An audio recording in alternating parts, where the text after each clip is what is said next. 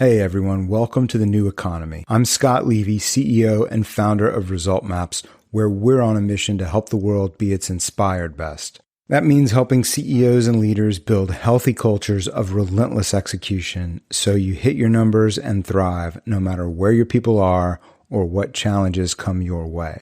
One way we do that is bringing you these sessions with leaders who've learned to thrive even as they navigated uncharted territory and thorny challenges.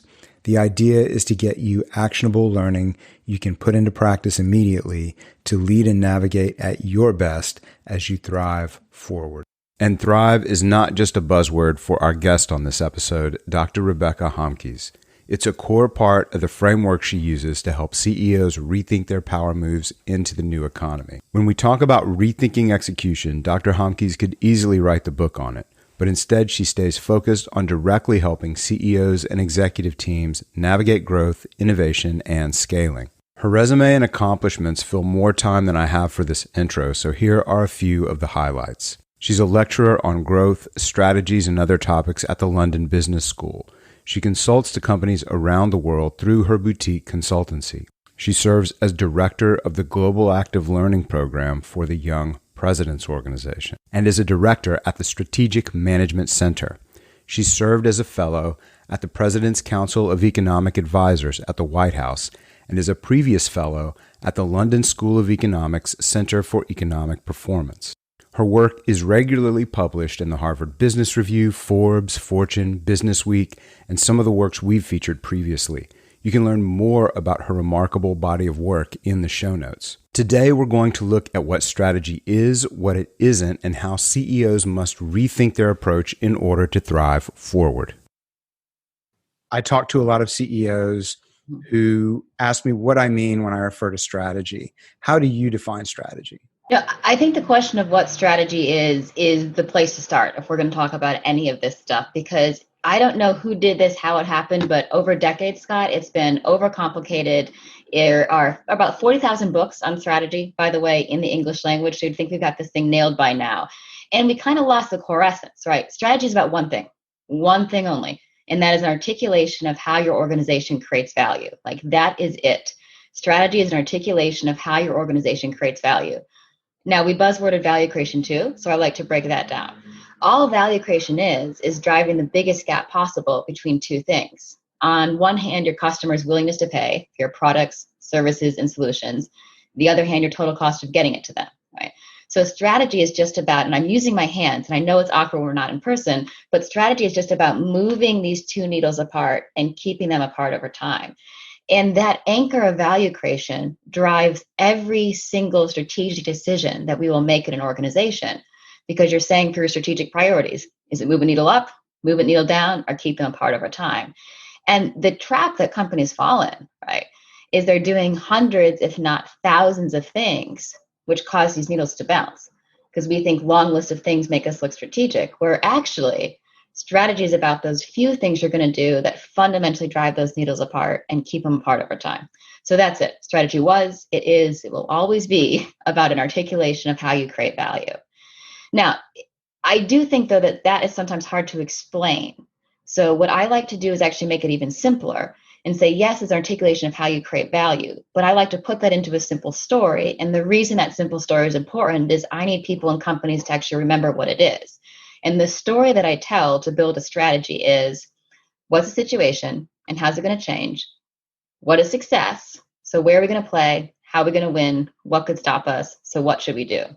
So it's just what's going on and what do we want to be? So where are we going to play? How are we going to win? What could stop us? What should we do? You answer those questions with a lens of value creation, you've got a strategy. You talked about the distance between those needles. Yeah. Can you just elaborate on that? Yeah, absolutely. Yeah, and really this concept, and I probably do this 100 times a day. Anyone I've been working with for years will probably have seen it thousands of times, but just this re-anchoring in the needles is just so important in all these decisions. You're trying to drive a gap between customers' willingness to pay for your products, services, and solutions, and your total cost of delivering that value, including the risk-adjusted cost of capital, right? Now, willingness to pay, this is not price cost.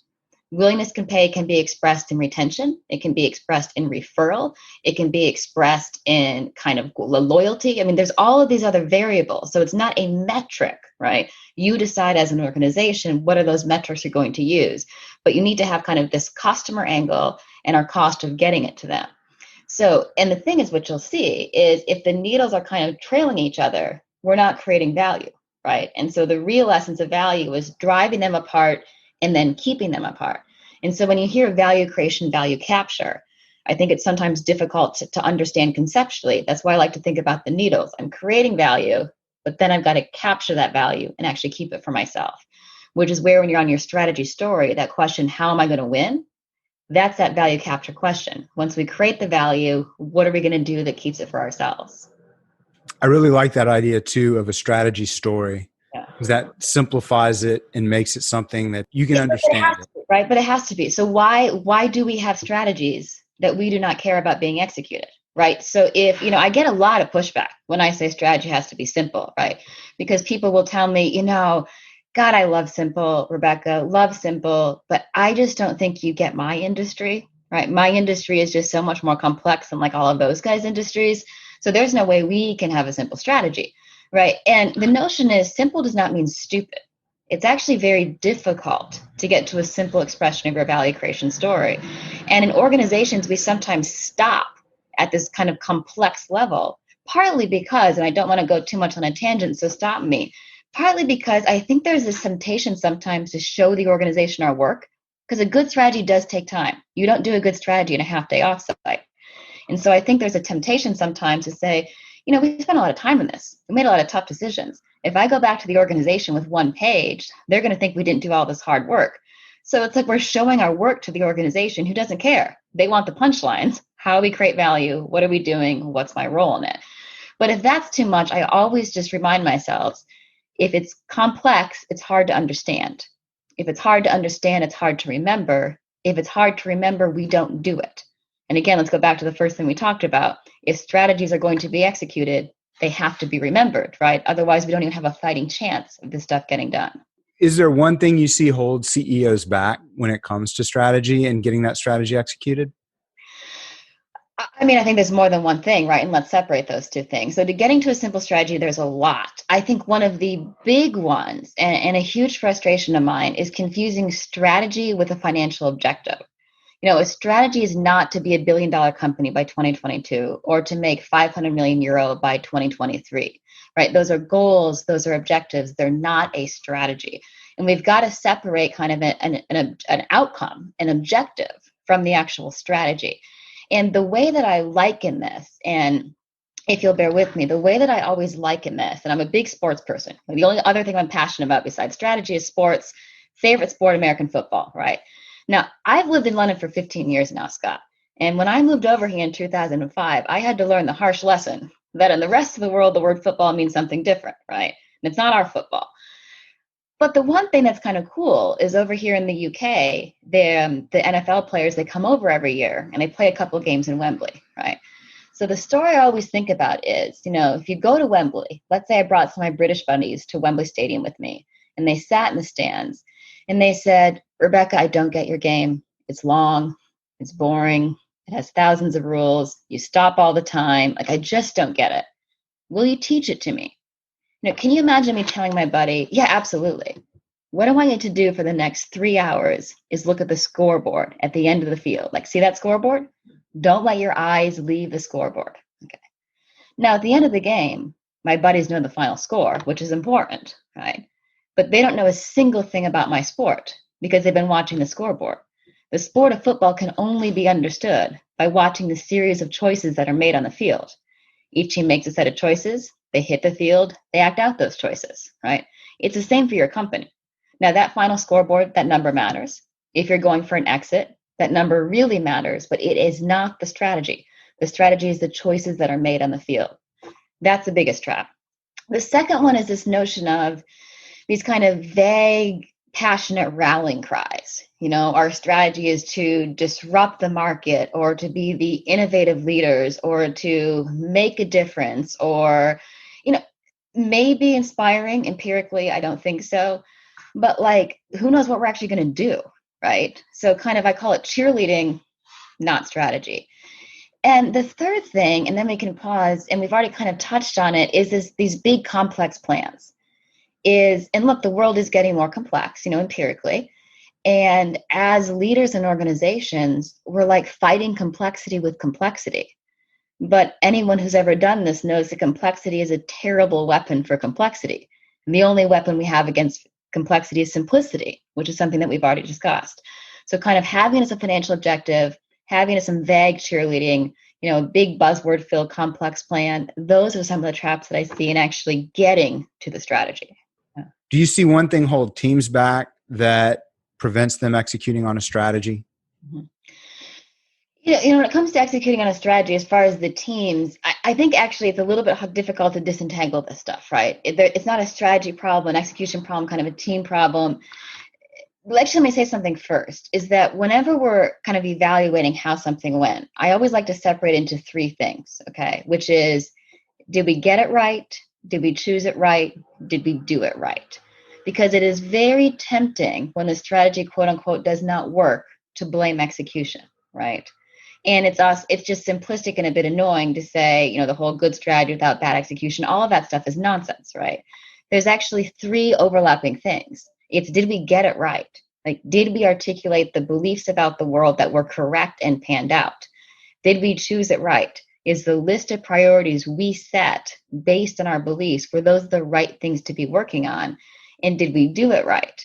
Did we, within our priorities, allocate the appropriate resources, staff the right team, keep accountability and alignment and discipline and all of those things? And I found companies tend to be the weakest at one of those three.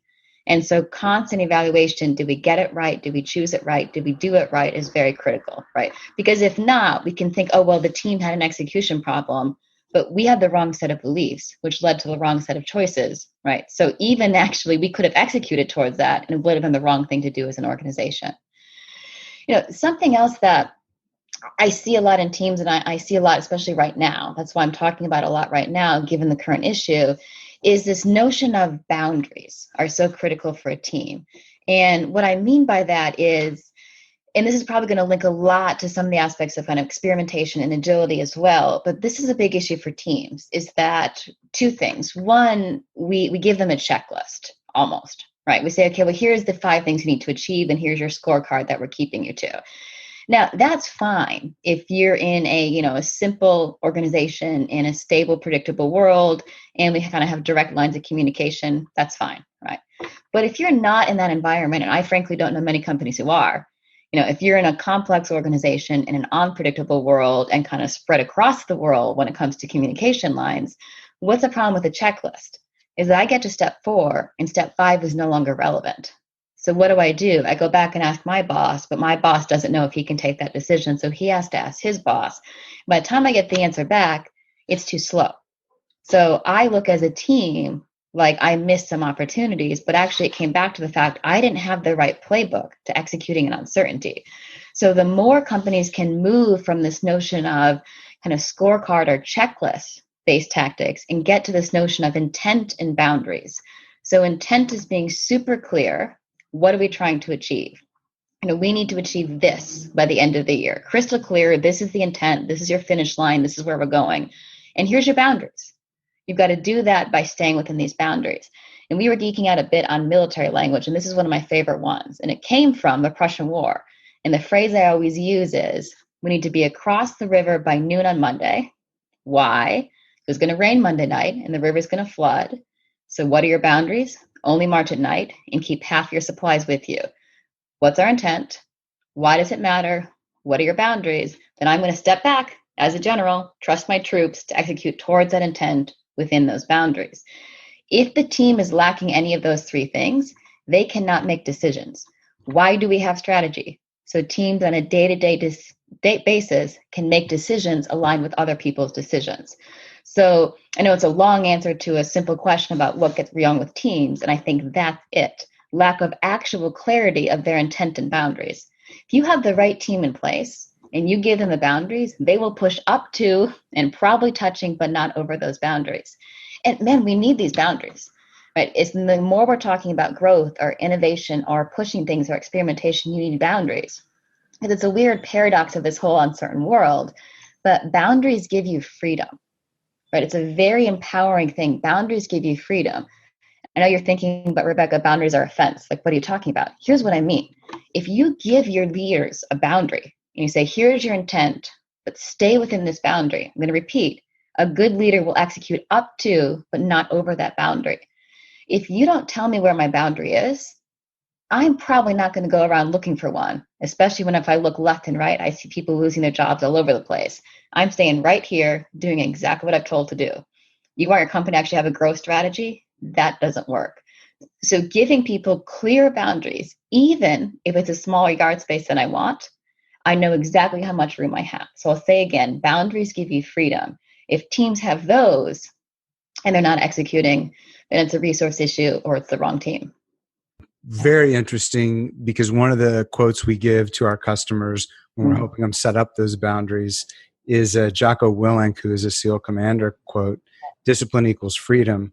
Yeah. I gravitated to that because as a jazz musician, that's sort of the first thing that you learn is if you're not willing to embrace the structure and the rigidity, you're going to be all over the place. And so Branford Marsalis, his quote was something like, there's no freedom in freedom, my man. It's like, you've got to have the guardrails. You've got to have the boundary. Yeah. Those guardrails, constraints, parameters, call them what you want. They've got to be there. And here's what I've been learning the last couple of months. The most dangerous boundaries are the implicit ones. And what I mean by that is every organization has implicit boundaries, maybe around the brand, maybe around pet projects of the CEO, maybe around something we all think the board cares about, but they never really said. Maybe it's around kind of a financial metric. They're not like out there. We're not calling out, here's your boundary, but we all kind of think they're there. So we're all interpreting it in a slightly different way. So we're not pushing anything. And so one of the biggest messages I've been saying over the last couple of months is those are the dangerous ones. Call them out, fight about them, make a decision, and then make it clear where that line is. And if that line's not there, give people freedom, right? But that is one thing I would encourage everyone to do. If you think you have an execution problem, where are those implicit boundaries? Because I guarantee you, if you think you have an execution gap, there's some of those there. And definitely fits with what I've seen in the marketplace. You've got a framework for dealing with uncertainty. In particular, you've evolved it for right now. Yeah. And I know a lot of CEOs have reached out to you and you've been helping a lot of companies in this. I think the range you work with is about 10 million to 100 million. It really varied. So, I mean, I do quite a bit in the 10 to 100 million. I do another big set from a couple hundred million to a couple billion. And then, but I'm working right now with several of the kind of the 15 to 30 billion organizations as well. So it's proven really relatively robust across all different sizes of companies. Tell us a little bit about that survive, reset, thrive idea. Yeah. And actually it did start with some companies right around that range, probably in like the 80 to a couple hundred, a couple hundred, a little bit up there. So look, here's what happens is that I've been thinking about this topic of growing through uncertainty for a long time, right? This is what I love. I do growth strategy, developing, executing, innovating on strategy. So I'm working with a lot of CEOs who are trying to do this for their company. Second week of March, I'm on the phone, back-to-back CEO all day long. Oh, Rebecca, I just, why me? Why now? Everything was working. Like, why this? Like, what am I going to do now? And I hate to admit this, but I already have publicly. It was mere frustration that I finally said, guys, you need to stop wearing, the badge of an entrepreneur if you can only grow a company when the market's going up. Anyone can actually do that, right? You want to wear this badge of an entrepreneur CEO, you've got to be able to grow a company in the downturns as well. And you can. So let's talk about how you can. How are we going to do that? And it was just these series of conversations, my frustration finally saying, okay, guys, here's how we're going to look at this problem. We've got to do 3 overlapping things. You've got to survive, right? Because if we don't survive, the other stuff doesn't matter. You've got to reset because things have changed around us. And then we're going to thrive on the other end. So survive, reset, thrive became the mantra. And I kind of put the other thoughts that I've been having, the work, the methodology around these 3 pieces to help organizations think about stabilize for the current period, reset your strategy and plans, be prepared to thrive on the other end. I'm so interested in the reset and Yeah. thrive, but I Yeah. know that it's really critical to make sure you survive. Talk us through a little bit about each section. And you're not an entrepreneur if you don't say that. And, I actually, what I put in the email to guys that I would send it to, and it was in the email, Scott, is I know you just want to read the thrive portion, but you have to read the other stuff first, right? And I purposely only added the executive summary when I started sending it to bigger companies. The entrepreneur version doesn't even have an executive summary because I want you to read the whole thing. That's how much I know this audience, okay? Is that you only get to the thrive if you read the other stuff, and you don't get the cliff notes. You've got to actually do the work of the first two pieces, okay? So the main punchline of the survive phase is this. You have to have a growth mindset when you approach the survive phase. I saw hundreds of companies call themselves a growth company, probably have blogs out there about their growth mindset, approach the survive phase in kind of hack mode, right? If you don't have a growth mindset in survive phase, let's not even really talk about the other two pieces. So that is a fundamental piece, which means, and look, some boards were at blame here too. We're knocking the CEOs, but I actually had much more issue with boards getting in the way of the survive phase and kind of keeping the company there much longer than I thought they really needed to be. So survive phase is your playbook, strong balance sheet, cash flow forecast, get your receivables in, look at your liabilities. There is a downturn playbook, right? If you run a company in 01, you ran a company in 08 or 09, you've got board members who have, that's a playbook. Stop there, you're not going to thrive, right? What are our other power moves? The real power move that companies that did it got ahead is what I call repurposing and partnering. And it's this very methodical process of going through every single asset, human asset, physical asset, digital asset, and saying, is this asset adding the same amount of value to my company as it did before March 2020? If not, who or what can it add value for? Repurposing teams, repurposing physical assets across the organization, across the ecosystem. If you can do that, right, we're getting a little bit ahead. The other notion is the learning velocity. I saw companies just turn the learning tap off. And I'm not talking about L&D, right? I'm talking about this notion of we just need to get stuff done. Just kind of this heads down execution mode is one phrase that probably bothers me the most in all of these strategy and execution phrases. Heads down execution is not growing a company through uncertainty. And the notion is learning is powerful. And the companies that were the steepest on the learning curve in early days are light years ahead of those that weren't. This is customer conversation. This is constant assumption testing. This is getting kind of started on the reset. This is incorporating a learning point into your weekly huddles or your daily agendas to reemphasize the point that I don't have the answers as a CEO. No one does. But I am going to help us learn our way out of this faster than every other company. It is about customer communication, and it's critically about employee communication and engagement. Employee engagement is not something I wrote a lot of articles about before 2020. Important, right? Important, but not strategic. And it really is now. And combining this notion of engaging the employees through the survive, reset, thrive process has been one of the power moves a lot of CEOs have gone through as well. So put the playbook in, but I need a growth mindset. I really need you thinking about making the tough choices. We all know, and unfortunately many of us have gone through this before, organizations can withstand one deep cut. It's very difficult to go through 100 smaller ones. And I think probably an example you've talked about it with others, I think Brian Chesky from Airbnb probably wrote the playbook that we're going to look at the next time that we go through this. Very clear, very transparent, deep cut. Some people thought it was too deep, but one of the biggest lessons he heard that he learned coming in was you never regret going too deep the first time. And, if they have a successful IPO later this year, which let's see, and hopefully they do, again, I'll repeat, I think that will be the playbook for entrepreneurs in the next downturn. A lot of what Brian Chesky's done becomes the playbook. I know he's inspired us a lot with just how we do non-scalable things, how we did them early on. Yeah. The other thing that comes to mind, we talked about football. Yeah. In any team sport, nothing brings you together like overcoming adversity together. Yeah. And learning that you can trust your teammates. And let's pull a strategy link in there too, because here's actually what I'm hearing is, I'm getting a lot of, not a lot, but I'm getting a handful of CEOs who will say, I really kind of want to go through, SRT strategy, survive, reset, thrive. I really want to go through survive, reset, thrive. But my team's just so pressed right now. My team's just so overwhelmed with the operations. I can't put something else on my team right now. Their mindset's just not there. Now, there are going to be cases where that is true.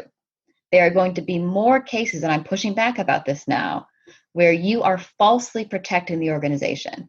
And by that, I mean you are giving them protection of mind share and saying, because you think they don't have it, where I guarantee you there are strong leaders in all of these organizations who would love to engage in strategic dialogue and know that the organization is talking about the reset and the thrive out of this. So I would challenge CEOs who are saying this, and I personally have heard it dozens of times already. Are you giving false air cover? And what you really need to be doing is saying, what can you do that no one else can? Let's keep that. Let's get everything else lower in the organization, or frankly, automate it. And let's get you working with me, thinking about the reset. So I would love to see a lot more of that and a lot less of this false protection. That brings up a question I hadn't planned on asking, but I'm reminded of one of our customers I reached out to, and I was asking him how it was going. And he felt like, he's like, okay, well, we kind of have parts of this figured out, but I can't do the next 3 months like the last 3 months. Yeah. We can't do that again. Does this framework help Yeah. people get into that mode? Yeah.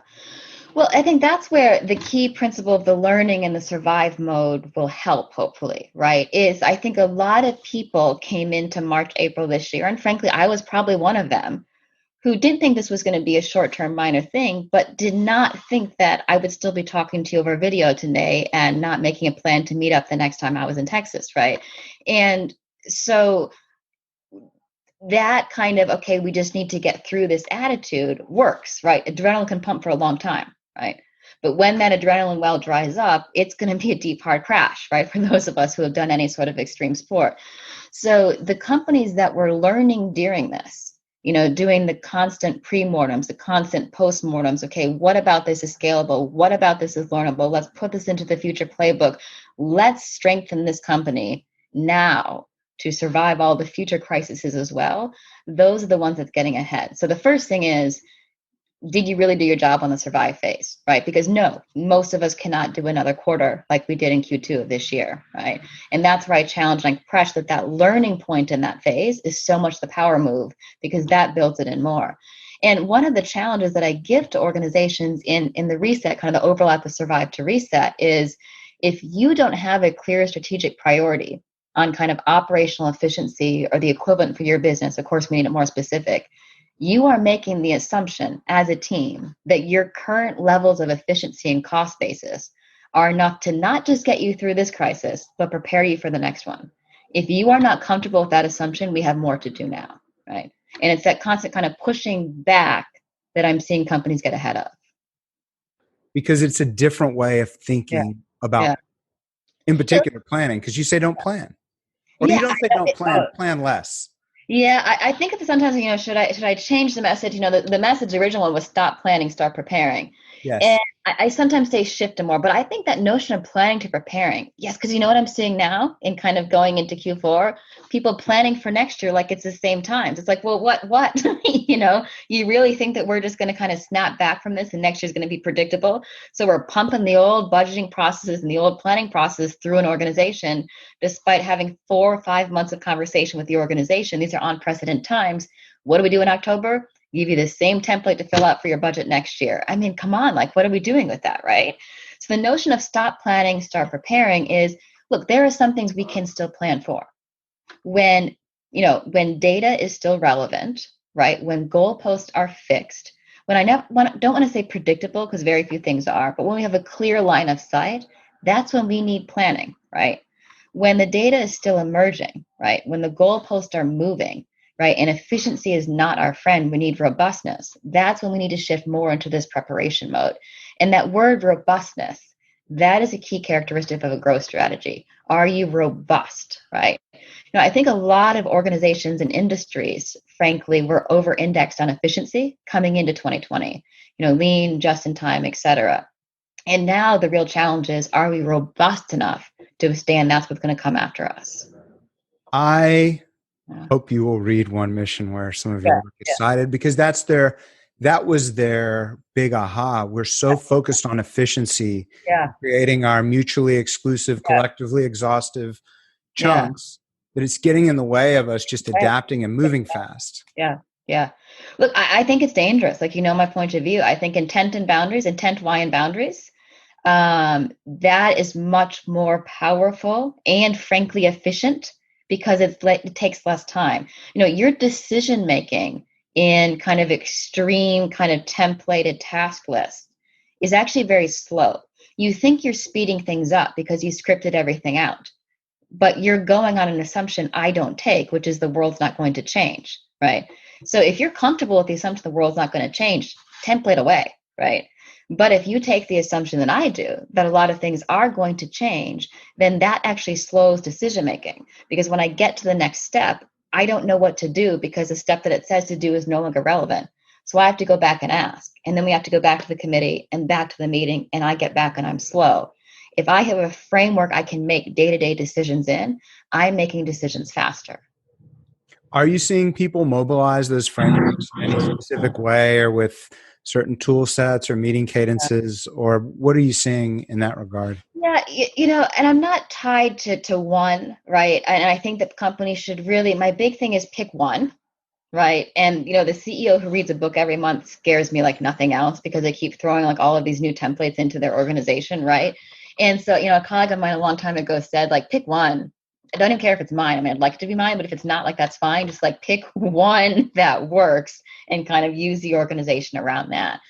Look, we need some tracking mechanism, right? But frankly, I'm much more concerned right now about tracking testing of assumptions and beliefs than I am necessarily about execution of priorities. Now, I get in trouble a lot when I say this on calls, especially when their CEOs or board members, but it's my current belief is that kind of stuff can be very disciplined and regimented, and I would like it to be so.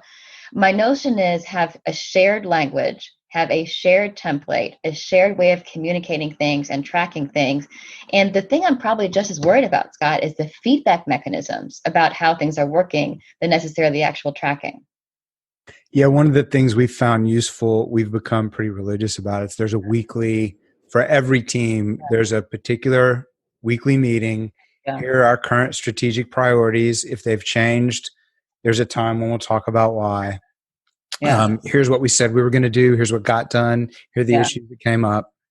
And let's keep going. And it's, Yeah. I think people can get lost in the agile dogma.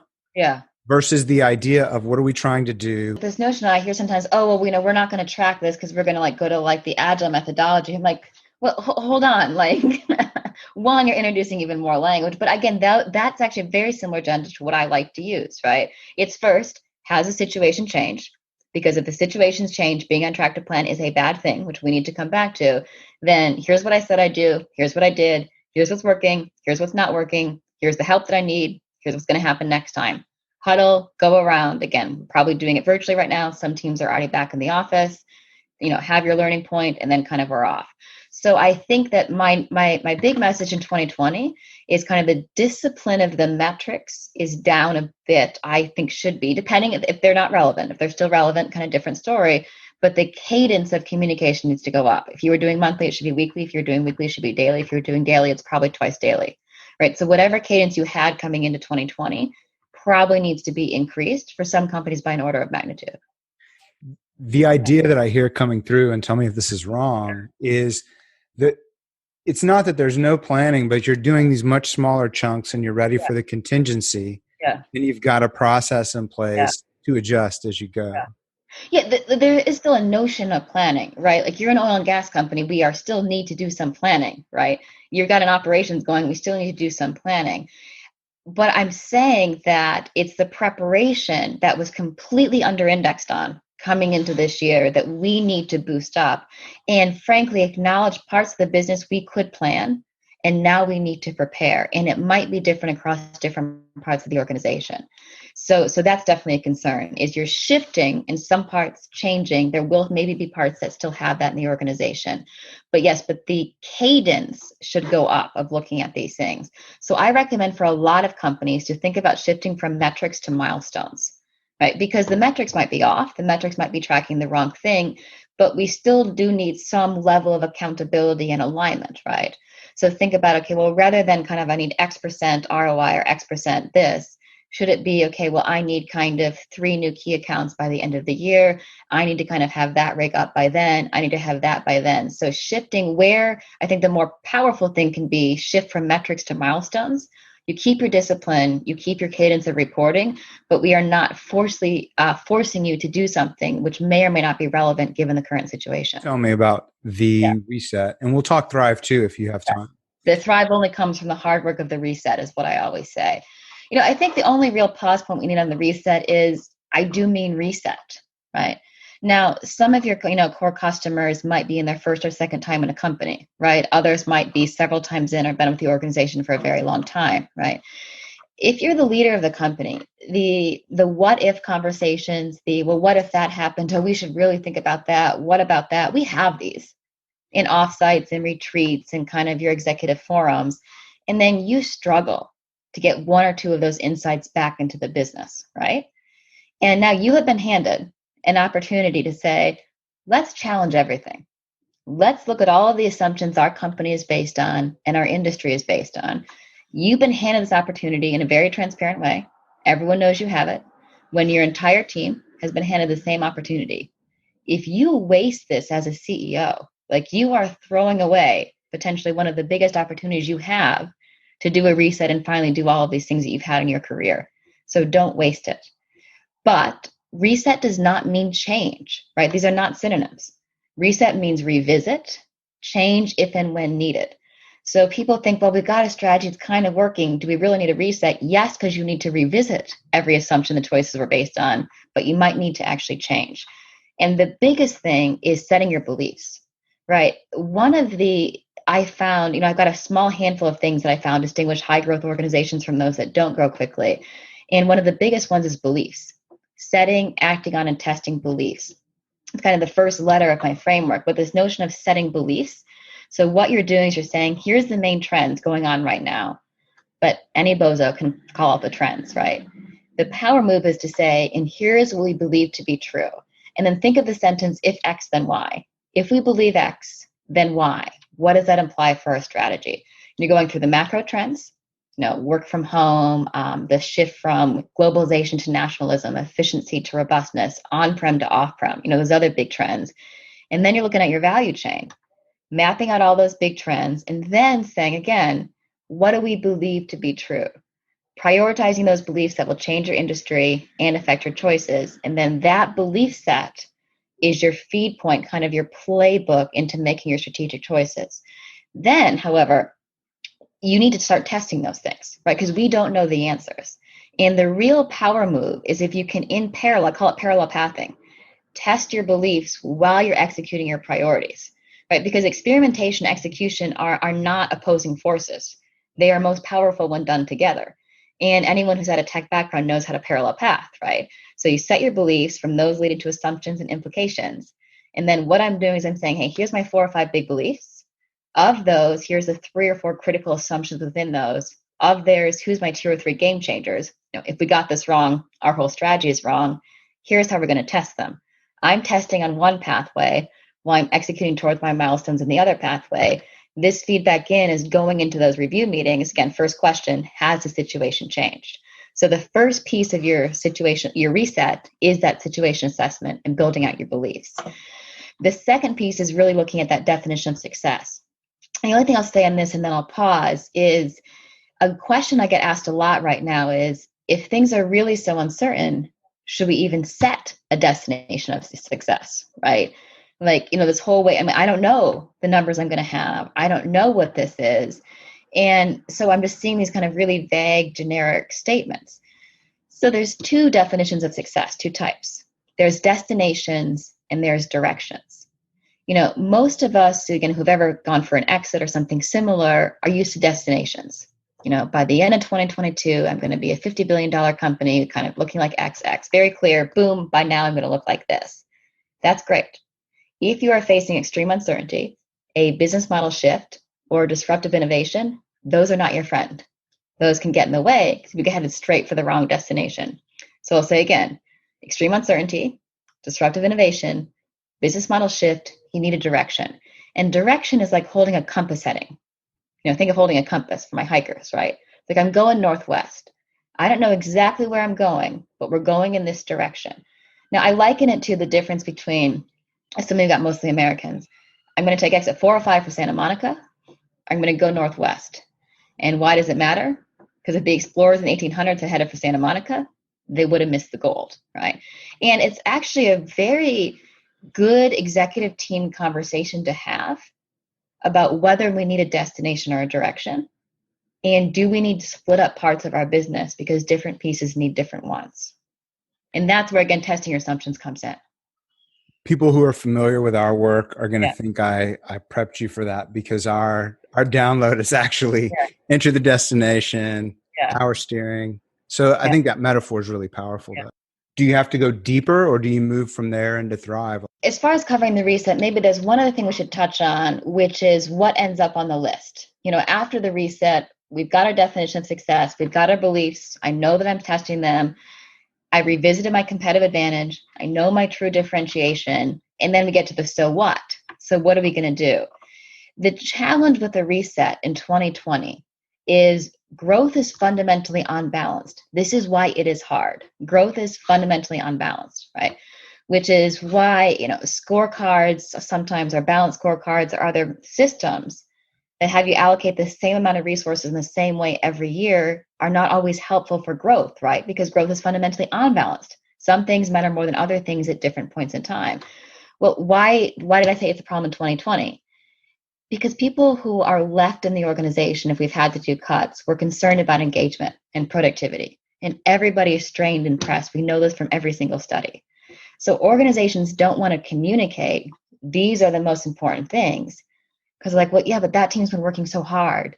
And, those guys have really been pushing themselves. So we're kind of putting everything on the list because we want everyone to feel important. Scott, that's a communication issue. That's not a strategy issue. You need to, as a leader, be able to communicate all of our employees are equally valued. But when it comes to our strategy, a few things are going to matter more than other things over this next period of time. And I think that's a big thing to look for in that phase. Now, when we go from that to Thrive, though, there is this phase back period, I call it.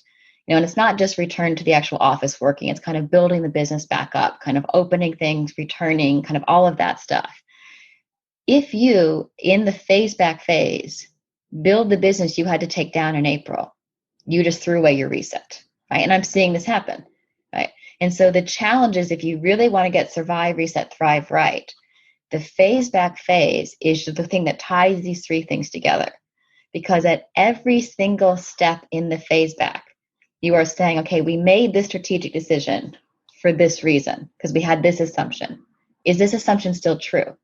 If not, what should we be doing now? Simple example, we organized our sales team by country because decisions were made in a decentralized way, and our customers like to see their sales guy every couple of weeks. Okay, is that assumption still true? Well, I don't know, right? Because in downturns, decision-making tends to get decentralized rather than decentralized. And who's going to manufacturing plants right now? Not very many people as visitors, right? So that assumption is no longer valid.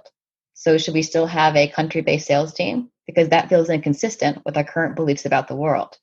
And this is, it can be complicated matrix. It can be as simple as a shared Google Doc. Don't care where, but find a way to track. Here's all of our decisions. Here's the assumption we made in the past about why we did it. Here's what we should be doing now. Now, if that assumption is everyone else was doing it that way, or we've just always done it that way, huge red flag. We need to revisit this assumption because it's definitely probably no longer valid. Then if you go into the thrive phase, we can really just skip to the very punchline, I think, because the thrive comes from the hard work of the reset, setting your beliefs, testing your assumptions, leveraging your competitive advantage, having that on-balance set of growth priorities on the list, parallel pathing, testing, while execution. And I call this whole principle disciplined flexibility, which I know those two words look odd when you're next to each other. But I found one of the underlying things of everything in growth is it's putting two opposingly opposite things together, right? Like alignment and autonomy, discipline and flexibility. Growth actually comes from these two things we think are opposites and combining them together. The survive, reset, thrive is a disciplined process. It's methodical. It's analytical. You're mapping out your value chain. You're testing your beliefs. You're doing this stuff that feels slow because the insights can be trapped. But then when you find one, you're testing it and you're grabbing it with agility. And those companies that can combine that, be methodical and patient, yet grab things quickly, are going to win. And I think the answer is actually very simple. I think Thrive organizations are going to have three characteristics: strong balance sheet, strategic insights, operational agility. It sounds simple, but I really do think it is that simple. You get out of this year with a strong balance sheet, some clear strategic insights, and can grab with operational agility, I'm pretty confident you're going to thrive. I like that idea a lot of operational agility, not as a certification or methodology, but as a way of being and preparing and staying in touch with, are our assumptions right? That's the other interesting idea that came out of there is don't just document your strategic direction. What are the assumptions that are causing you to choose it? I've been doing that, across probably every industry right now is here's our most critical, here's the trends. From those, here's our most critical beliefs. Here's our assumptions. We're going to rank order them in level of criticality and then start testing them and working on lots of different creative ways to test these assumptions across all these other different industries. And that's where that discipline and flexibility comes in.